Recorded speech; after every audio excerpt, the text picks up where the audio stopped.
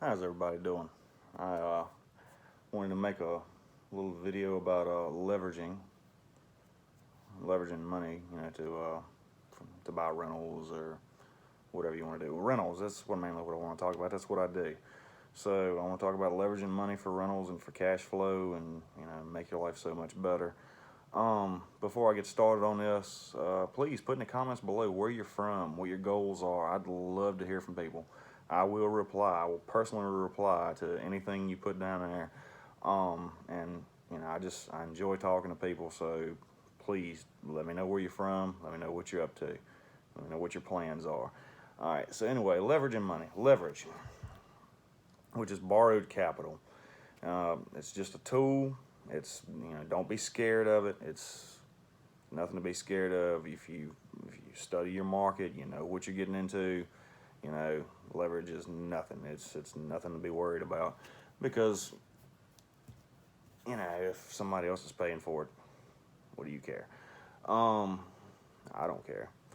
But as far as leverage goes, you know, you put 20% down on a rental property, you have 100% control over that rental property. So you're looking at $100,000 house, put $20,000 down on it, and you own $100,000 house. Let's say you got $100,000 sitting in the bank, and there's a $100,000 house sitting over there, and you just go straight buy that house. Well, you still own a $100,000 house. You could have took that $100,000, split it up 5 times, and bought 5 $100,000 houses, and then you would own $500,000 worth of property. And I'll talk to you in a second about something different, but for right now, it just popped in my head. The cash flow against a leveraged property is, how do I word this? A mortgage isn't anything. A mortgage is 5%, 5-6%, 4. I don't even know what the rates are right now. They're low, dude. So you got these little bitty single digit numbers, and I mean you're looking at something that's gonna be bringing in double digit numbers, or 15, 20, 25, 30% numbers. Don't pay any attention to that 5%. It isn't worth it. It's nothing to be worried about, because if you put your 20% down on 5 of them, and you're getting double digits on each one of them, you're going to easily make the mortgage payment. You're going to have cash in your pocket every month. Do not be afraid of leverage. Do not be afraid to go to the bank. I'm friends with my banker now. I was kind of a little nervous around him to begin with, and I realized that me and him have the same goals. Only difference is his job is to get you a loan. That's his job. He makes money when he gives you a loan. So guess what he wants to do? He wants to give you a loan. So, don't be afraid of the banker. He's your friend. He's there for the same reason you are. And in my particular case, he's there for the same reason I am. He wants to give me a loan, but at the same time, he's doing the same game I'm playing, But he owns a whole road. It's crazy, except for one house. He owns all but one house. That would irritate me if I'll get there. I'll own this road before it's over with. Nah, I probably won't, but I'm gonna try. But yeah, don't be afraid of the banker. Don't be afraid of leverage. These things work for you. It's a tool. You make them work for you. All right. So this is pretty neat. We'll go back to that $500,000 worth of property you just bought. Congratulations on that, by the way. So you just bought $500,000 worth of houses, 5 $100,000 houses. And let's say they appreciate at a rate of 5%.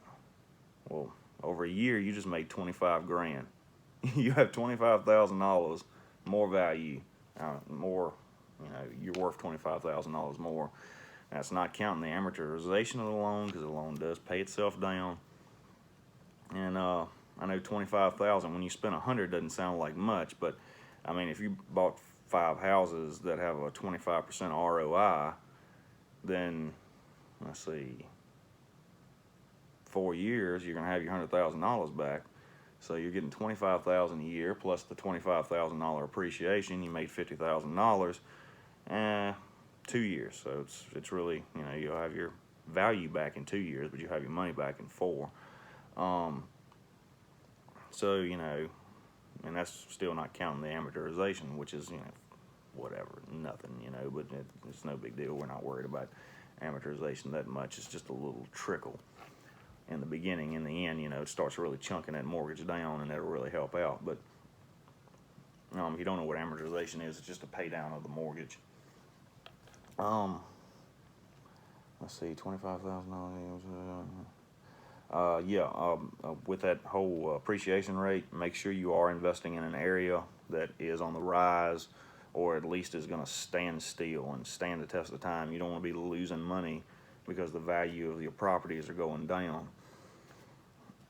And I don't really understand why the housing market in my area is the way it is. It's kind of weird. It's like I looked on the statistics for the towns, or this town, the next one over, and people are leaving, so the towns are getting smaller, but the houses continue to appreciate, and rents continue to increase.